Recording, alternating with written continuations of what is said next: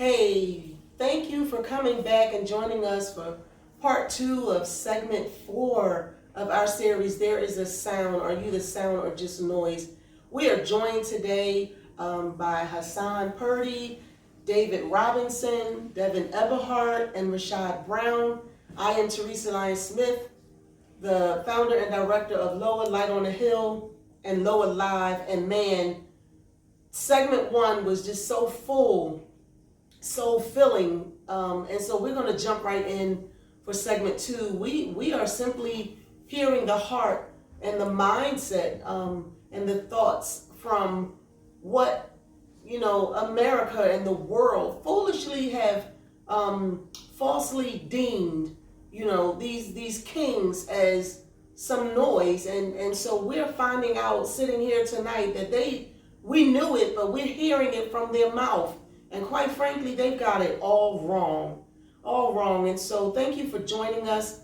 We're going to jump right back in, and we're going to start this portion of our segment. We ended with talking on the point of being an example to others, and specifically like to your children.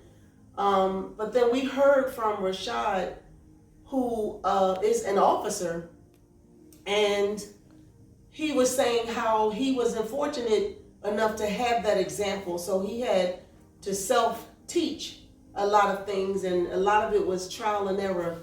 And so I want to just pick right back up, and I want to ask a question, because we were talking about identity, and one of the statements that was made was that black men are not taught to really be honest.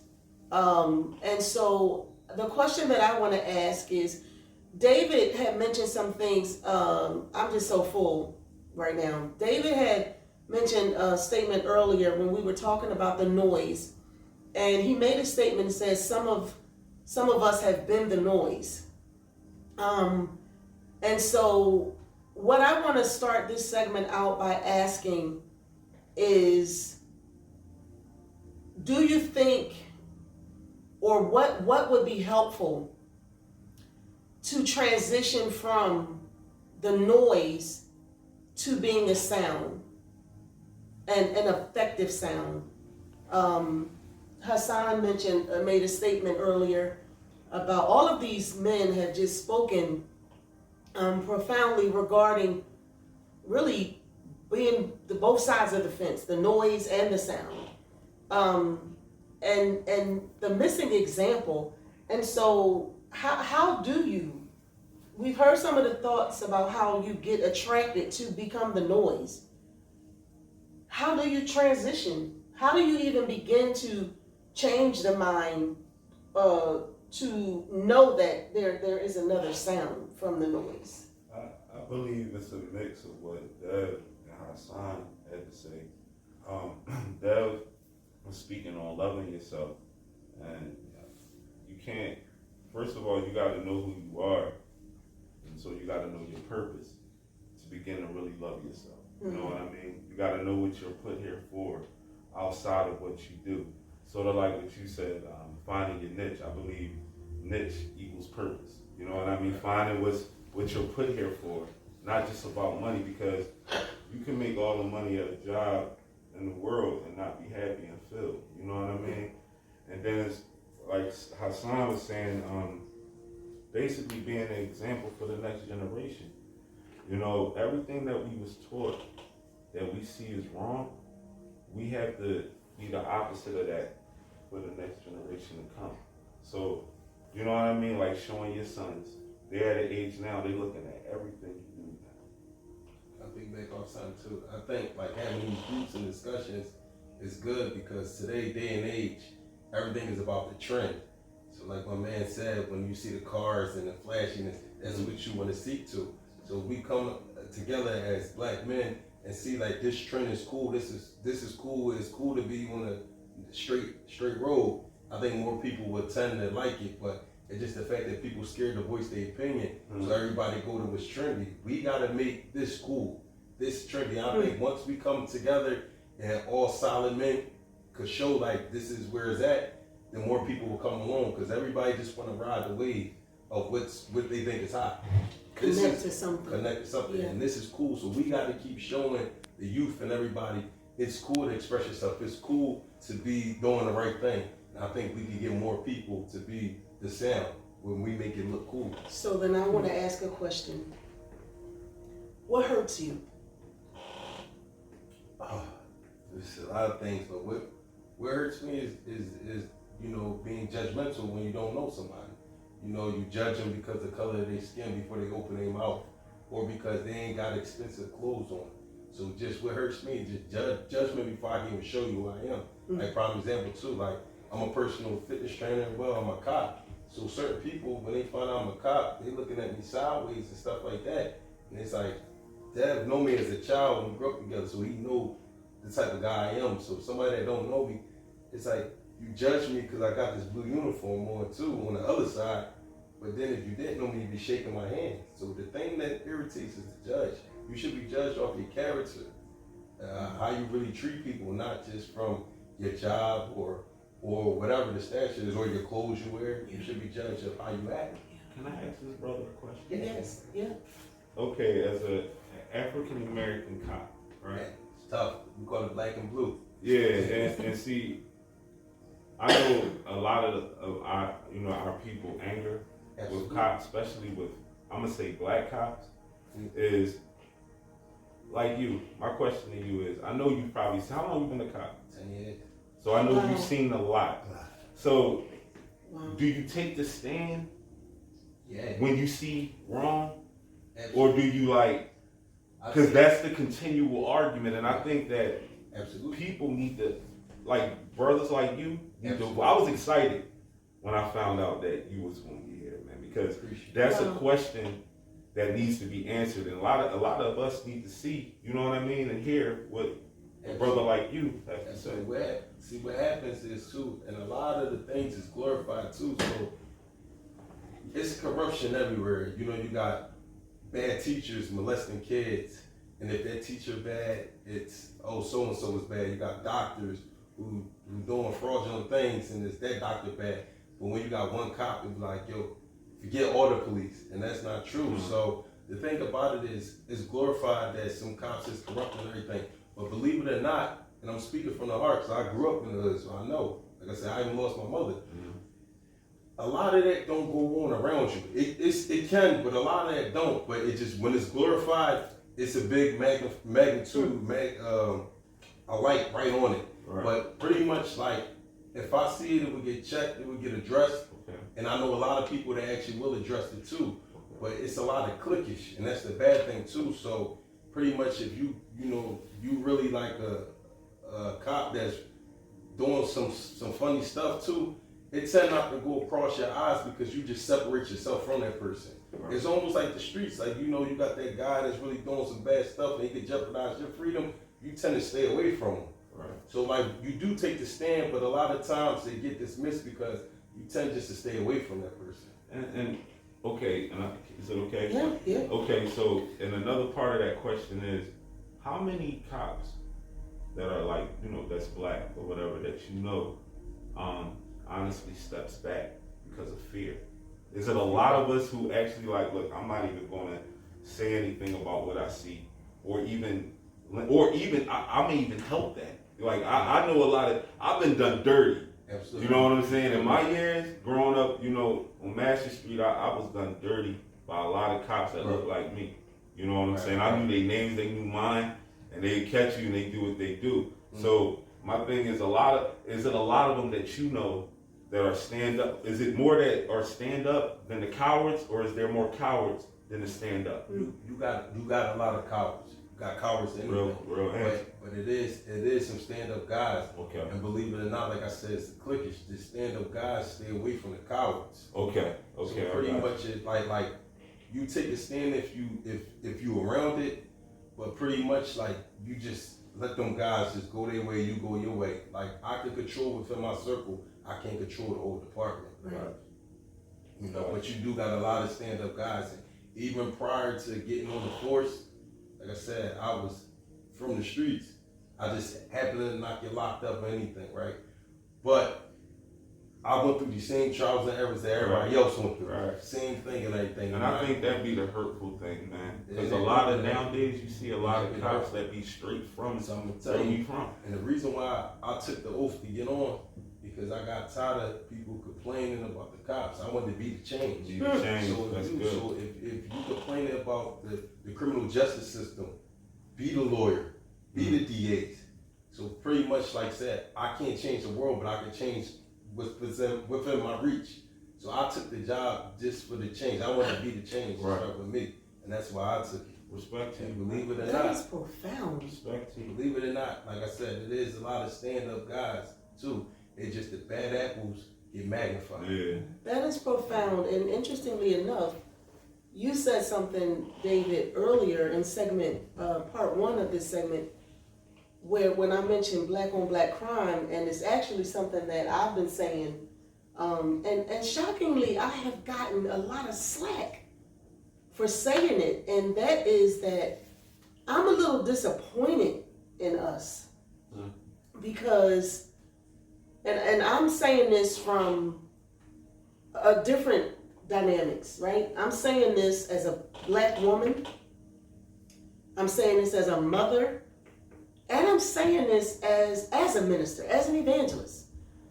I'm a little disappointed in us because all of my life, you know, what I see this cycle of when we see these things being magnified, right? Because that was one of the things that you said. And you just said the same thing pertaining to another area. And that is black on black crime really more than any other crime, or is it just being put in the forefront more as a distraction? Because, you know, it's not the only crime, you know, and so I've been disappointed in us as black people. And to be more specific, I've been disappointed in the church because I keep seeing a cycle of, we see the issue, we know why the issue is, but we have become okay with just saying, oh, but that's just the way it is. That's just what happens. They do that because. So it makes it hard for me to hear certain people even offer solution when at the end of the day, I pose the question, okay, well, so what have you done? When is the last time you put yourself in the same space as these people that are deemed as the problem? You understand what I'm saying? And I think that's where some of that survival of the fittest mindset comes in. Excuse me, the crab in the bucket mentality. You know what I mean? Because quite honestly, I just don't feel like we are doing enough. We being those of us who know better, those of us who can, those of us, it doesn't even have to be about stuff. You might not have as the old folks say, a pot to piss in or a window to throw it out of, but if you have information that you can offer that will challenge somebody's mindset, challenge somebody's thought. And I think part of the strategic weapon against us from the door has been, if I can keep enough chaos amongst you all, then you'll never hear each other, right? So at what point do we take the responsibility to say, I don't want to just sit back and be aware anymore. Like, I want to offer something that can contribute to change, even if it's to one person. Right. At what point do we, when do we get to that point? That's what I was going to say with Rashad for a second. When he's like, how the force is like certain areas is clicked up. And you know you got some solid people and you got the other type that's not solid. So just like we were saying before, like lead by example, like we gotta show the younger generation. If you know somebody, you know, there's always somebody that's willing to listen, that's different. Absolutely. So as being solid, would you grab one that wanna listen? Absolutely. And carry them and show them, and then they might take it back to their area, to their group, and then it trickle down effect like that. Because everybody not gonna listen, but there's some people that will listen. So you might just got to find that one, and everybody that's solid, take a chance finding one that might listen, because everybody's attracted to somebody. Absolutely. You understand? Right. For different reasons. It's knowledge, the way you carry yourself, you know, all types of things. And you might can get one of them, and you get in that person area, and then it trickles down, and that person goes back to their neighbor, to you know, who they deal with. Devon, what hurts you?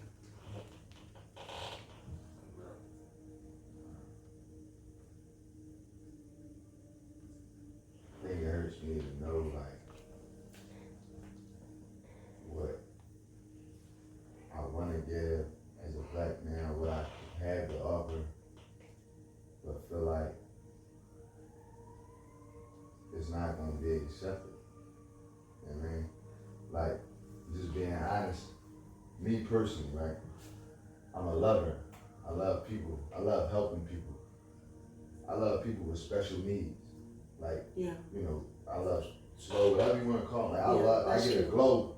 I get like chills when I see them type of people. But I be in the jungle with gorillas, and I can't tell my folks when I see a kid with Down syndrome. It's not that I can't, but like you said, it hurts that it feels like I can't. Because I'm not scared to be me. You know what I'm saying? But it took a long time for me to get to that point of not being able to be like, yo, I used to hide the fact that I like to sing. When if I felt like I was in a certain environment, or I felt like people knowing I like to sing would show weakness, I would hide it. You know what I'm saying? It wasn't until I started being open about it that I met genuine people who was like, yo, you could sing, that's lit. When I need a shorty and I want to impress her, I'm gonna call you. Like, nigga, like whatever. But it didn't feel like corny. Right. And that's why I say it's a lot, it's starting internally. Like, as much as we want to change the world, it's a certain level of self-confidence you have to be able to deal with the scrutiny that's gonna come with you being you. Because when I transition, I mean, I'm still transitioning, but even in my transition now, I tell certain guys, like, they like, hey, Dad, what's up? What you been up to? I mean, I'm working. They laugh, like, working? Like a 9 to 5? Yeah. It's like some people, because they want to keep you stuck. And I had to, you know, come to a point of realizing, like, part of the reason that we experience so much rejection and so much disappointment and fake love is because we don't allow each other to be genuine. Wow. Right. Like, I guess for me, I just want, like you said, to answer your question and keep it on topic, it just hurts to feel like you have to censor who you are to be accepted by society, when society is supposed to be about being free to be you. But society says that, but does the total opposite. Yeah. Like, it's so much about what people see as opposed to, you know, what is. Somebody can see me and see tattoos, or, for example, my stepson, 18 years old, right? One of his friends says, we was at a party. I was chaperoning, you know, the kids' party. One of his friends was like, Dad, you gotta be Trapper of the Year. And for the older audience, Trapper is somebody refers to as somebody who sells drugs, right? And I was offended. I was offended because that's not who I am. Yeah. You know? And I was also disappointed because, like Hassan was saying, when his friends see designer clothes or this or that, they automatically associate it with this. And it's like, I work hard, 12, 13, 14, 15 hours a day. And even further than that, why I say it starts with self is because I'm to a point now where I'm not happy because I realized that everything that I thought I found happiness in ain't it. I used to be happy if I was feeling down and I went to the mall and spent X amount of dollars on sneakers or whatever, I thought I was happy. But now it's like after doing that over so much time, I got a closet full of designer stuff and then none of it means nothing. And it's because of the fact that I allowed so much time to go by thinking that, like he said, we people that follow the trends. And a lot of the reason that people are dealing with the identity crisis they dealing with is because they never allot the time to find out who they are. Because they spend all their time keeping up. They spend all their time fitting in. And I spent a lot of my time doing the same thing. That's where Ugly One derived from. It really derived from me realizing that I wasn't loving myself the way I thought I was. And the things that I thought mattered didn't. Because when it was gone, so was my happiness. And happiness is not circumstantial. Or it shouldn't be. I believe one time I was watching a vlog, Will Smith and Jada was speaking on how one day they had a conversation, as messy as the situation may be, he brought up something real. He said that they arguments would constantly be about, you're not making me happy and I'm not making you happy. But then the realization had to be, I can't make you happy because you're not happy with yourself. And all my efforts are in vain because everything I'm doing with the genuine purpose of making you happy. But where your happiness lies is not in anything that I'm doing. So when I'm crossing these I's and crossing these T's and dotting these I's, it essentially means nothing because it's a bunch of, empty space. And so, like I said, I just will hope that we can get to the point of loving ourselves first so that we can feel comfortable being the standard or being the difference. Like for a long time, I wore, and this is sharing my personal story, but this is what I do this purposely because I feel like men need to start getting comfortable with being able to be honest and be transparent, right? So right now I'm sitting here at the table without a hat on, right? For years I slept with a hat on. Like went to bed at night with a hat on. It wasn't, and people in the streets always saw me with a different hat. So it was always like, yo, your hat game is crazy. You got every fitted in the world. Nobody knew that it was my insecurities about the shape of my head that why I had so many hats. Wow. I didn't have hats because I love hats that much.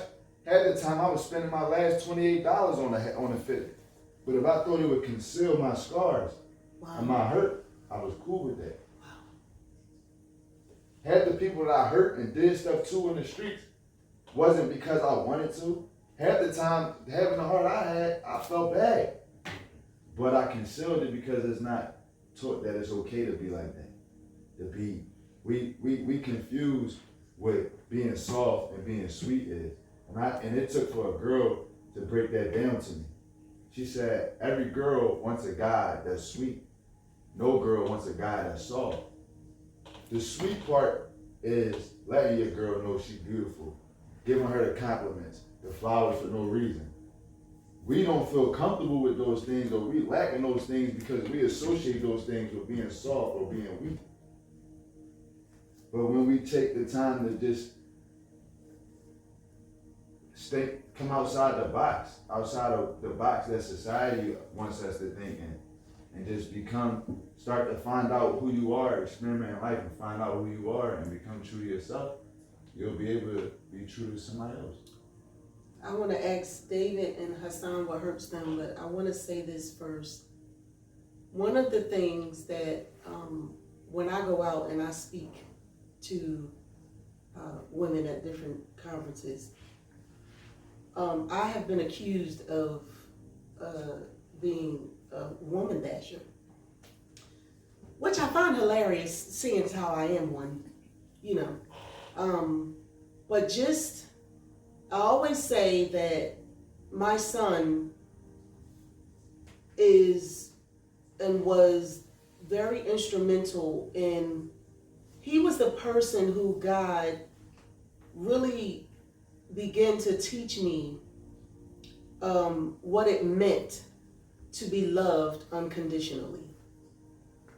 And so I had this little person who, and I tell the story sometime how when he was all of about 3, and I was in like one of the darkest moments in my life, and this little brown boy picked it up about me, and like I literally had came home, and in my mind it was like, I don't want to die, but I don't want to, like, I don't know how to keep living. I don't want to live. And this little boy came over to me and said, come on, Mom, come on. And I said, I call him Mr. I said, Mr., come where? He turned around and looked at me. He said, I don't know, just keep coming. So as a mother, it started as being a mother. But what it did was it gave me a love for men, and in particular, the black man, because what I saw, and always take my mind back to, it pains me to see how you all on purpose was born to lead, but how on a day-to-day basis you have to push and fight, sometimes each other, to do what is just innate in you to do. That has got to be frustrating. So I always tell women, and even young women, when they come want to talk to me about relationships and things like that, one of the best things that I feel like greatest gifts you can ever give a man who you say you love is to let that man be who he is. Because, and not according to what you want him to be, but according to who he is. And the reason I say that is because I feel that one of the things you guys are constantly challenged with is the weight of expectation. And oftentimes, most of the time, it's unrealistic expectations, right? So we say things like, I want a man to love me for me. I want a man that's going to take care of me emotionally. But how can we put that demand on you all when we are not willing to nurture you? See, because a woman really, and I share this, the woman was born with the influential anointing, right? That's her gift, influence. The man, the king, was born and created with the authoritative anointing. That is, authority is your gift.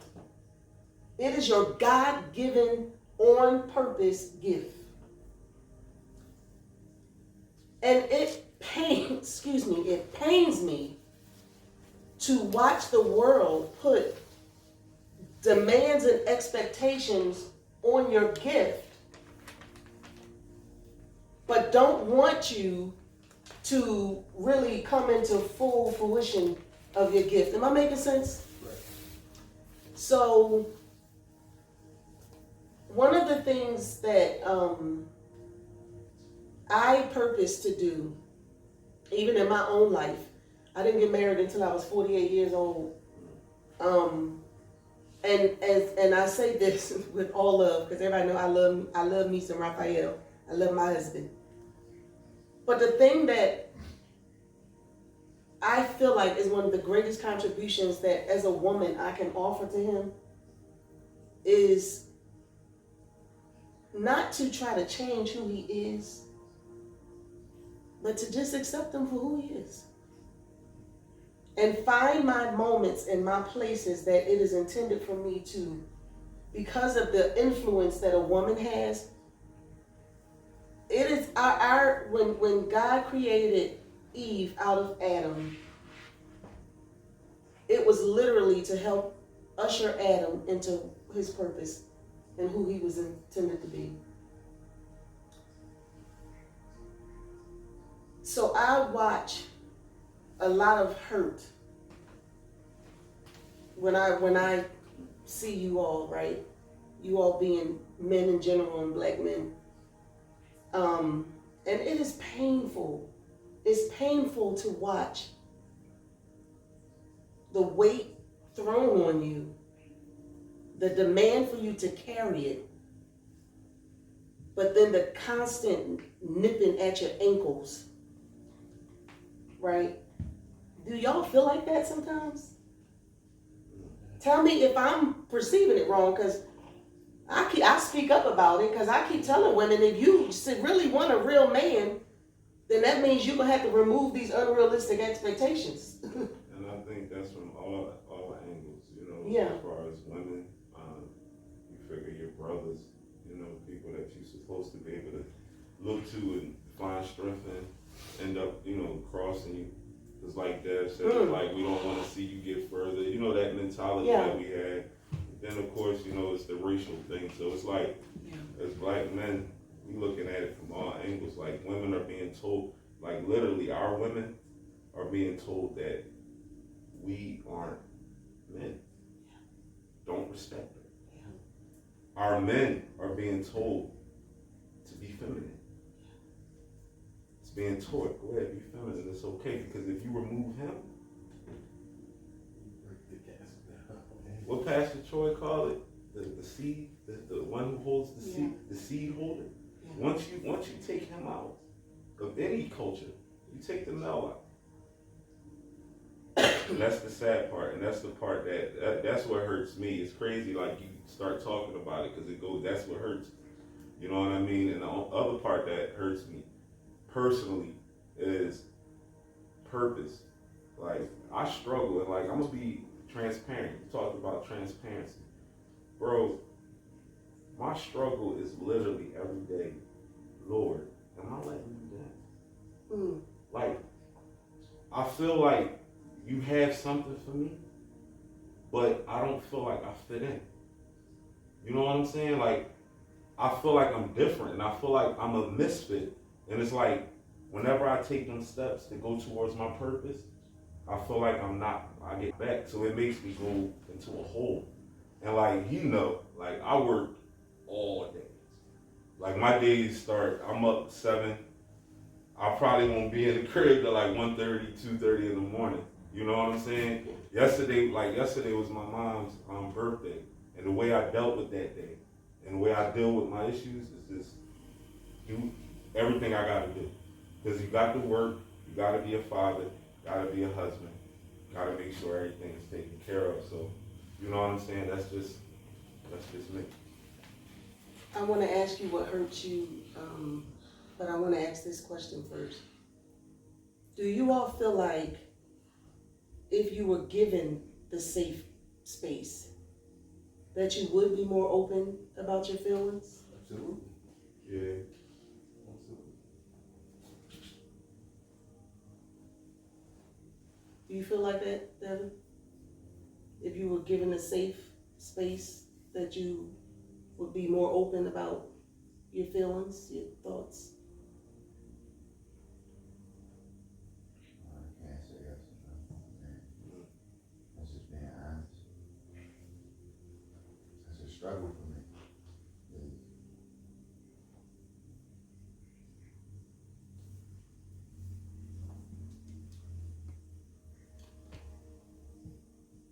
And that's sad to me. Right? What hurt you? What hurts me? It ain't nothing too personal. It is that the only thing that might hurt me working too much and worrying about the wrong stuff instead of spending more time with my family. And also, me expecting everybody to give out the same thing I give out. That's what hurt me the most. Like, as far as according dealing with people, I can deal with everybody accordingly. But the only thing that really bothers me is, like, you know, being so worried about securing a better future for my family and not spending enough time as I should be. And secondly, just like, you know, giving all the wrong people the right chances and the right opportunities and expecting it back. So is the hurt that you give it out or the hurt that is not reciprocated? It's not reciprocated. And I think that's part of what creates that space and that mindset and that feeling that Devon just honestly shared, which is, I can't say that if you create this safe space now, that it would make me more open, you know. And that's sad to me, you know. And that's why it's sad to hear things, you know, you feel like you gotta prove something in the house and you gotta prove something out the house, and that has got to be tiring to feel like every day you gotta prove not only that you exist, but that you have a right to exist, right? So you said something about purpose. And this is what I would offer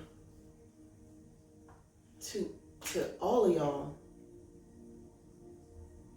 It's something that helped me,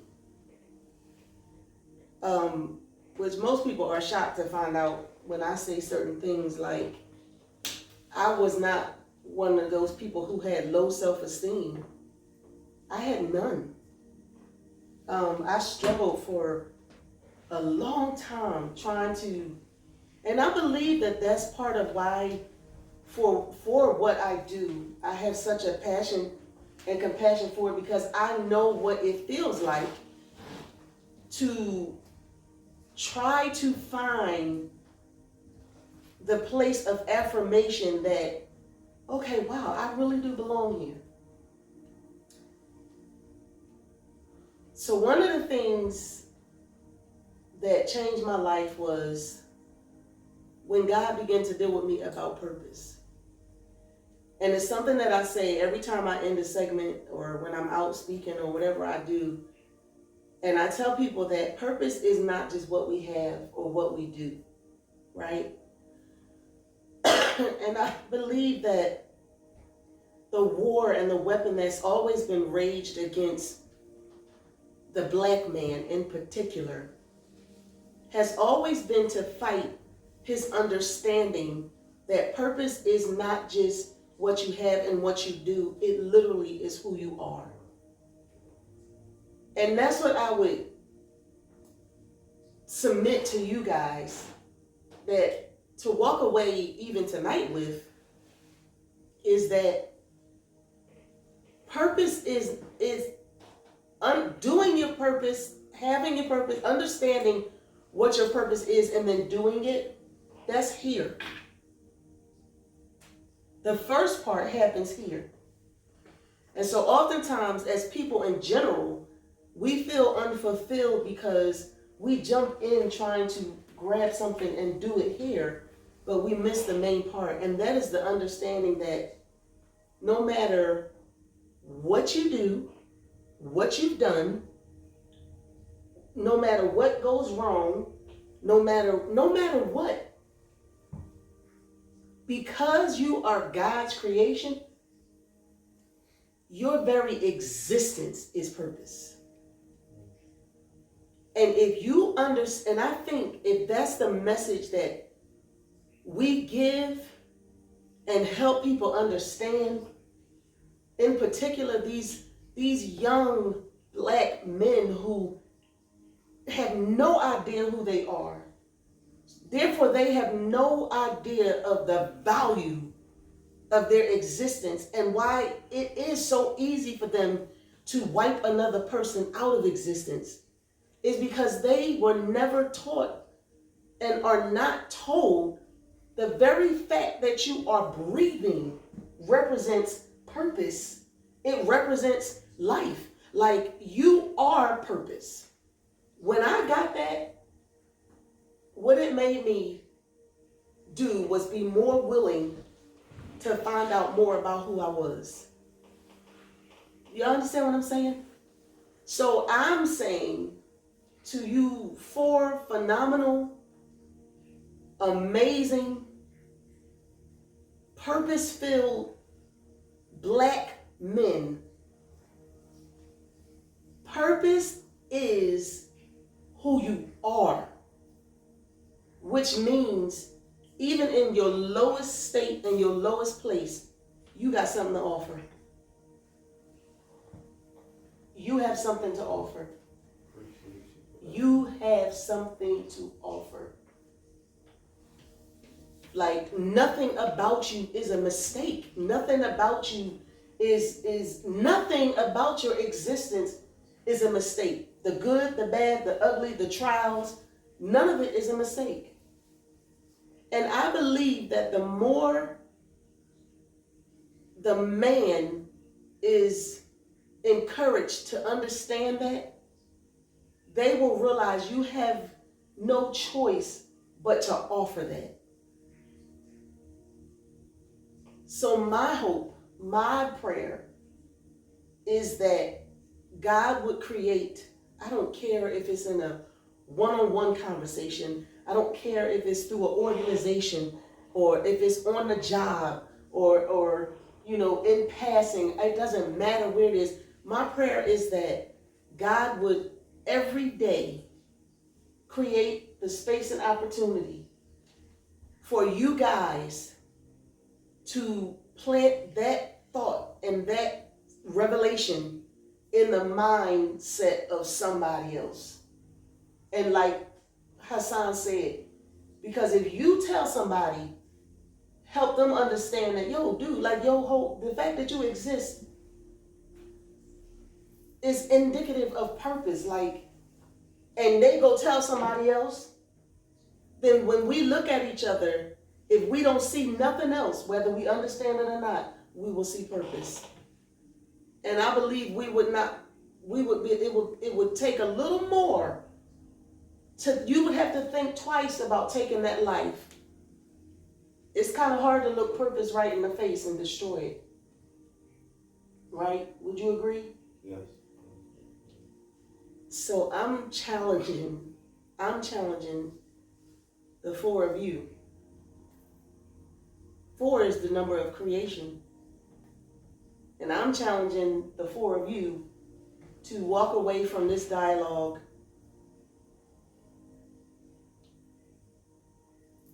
intentionally purposing to help somebody else on a day-to-day basis understand that you are purpose. What you gonna do with it? You gonna be a sound?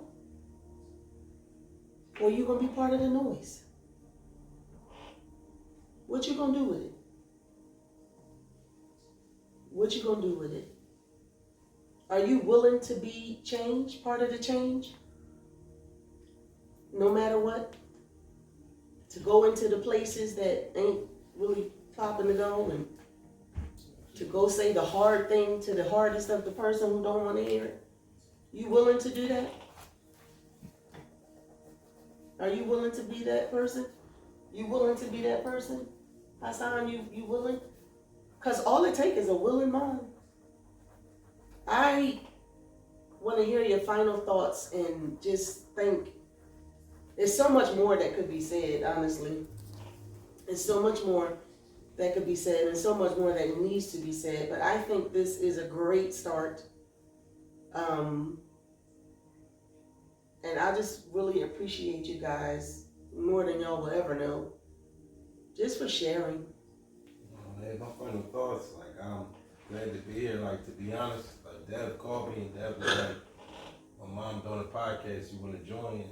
I'm like, yeah, it's pretty cool. But, I got some other stuff to do. I'm traveling. I just moved to Delaware, so I'm like, came to the time where I'm like, I really don't want to be here. And after sharing this and hearing their thoughts, hearing everybody's thoughts, I really left with something. I'm glad that I was here today, and I think it was meant for me to be here today as well, to hear everybody's story. So I'm really thankful of you too, and I'm glad that I came here, and I really took a lot from this whole segment. Thank you. Your final thoughts? Happy to be here. Appreciate the opportunity, the invitation.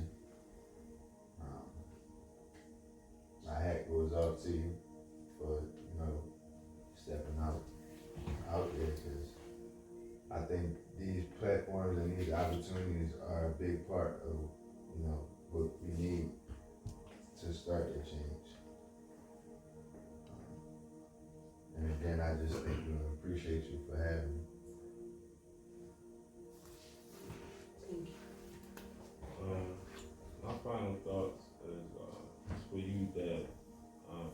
Bro, I believe, man, that you honestly was put here to show the hood that you can be yourself, man. Like, I just want to encourage you, bro. Like, just listening to you talk and me knowing you, I would have never thought all that stuff. But bro, you original, man.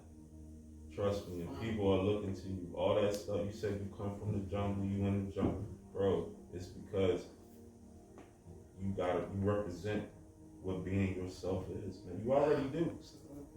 Wow. And I'm gonna encourage you, man. I just want you to be encouraged, man. Don't let nothing mental, don't let nothing stop you from feeling like you can't just be yourself no matter who there. That's your call. Wow. So, salute to you. I love you, my lady. I appreciate the invite. Thank you. Alright. My final thoughts is I'm happy that I came here, and I appreciate that anybody gave me a call, and I appreciate that. And honestly, to be honest, it was me being me when he said it was gonna be a police officer here. Me coming from where I come from, to be honest, I'm like, I don't want to talk to no cop, to be completely honest. But then in my mindset, I was like, if we want different for everybody, then we gotta think different and move different. So, I'm glad I came. It was nice to meet you. Likewise. Salute to you too, brother. Appreciate it. Seriously, man.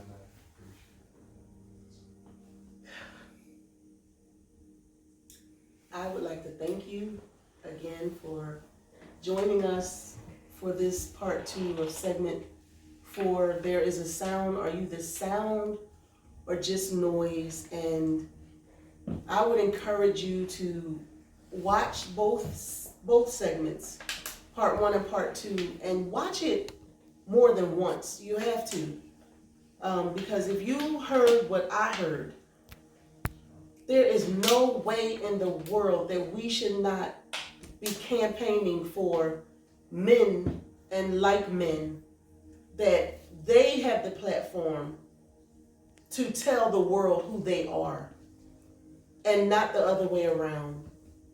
Because the truth is, they are the sound. By nature, they are the sound. And so it would behoove us to put them in their rightful places where they belong, so that we can benefit the way that God intended. Thank you for joining us. Again, we are LOAH, Light on a Hill, and LOAH Live. You can reach us by email, onelightonahill@gmail.com, or by calling 484-463-7178. You can find us on YouTube, Theresa Lyons-Smith /LOAH, the podcast, Anchor FM, and several other platforms for the podcast. And I'm saying it again, just watch it, just soak it in several times, so that we can be charged to put these men and those like them in their rightful place. And I will say this last thing.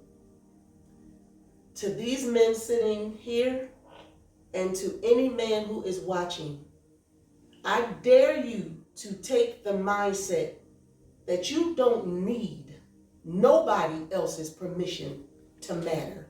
You matter because you exist. And God don't make no mistake. I don't care whether you are in church or not. You are a man who was created on purpose, by purpose, and for purpose, because you yourself are purpose. God bless you, and join us again. Thank you.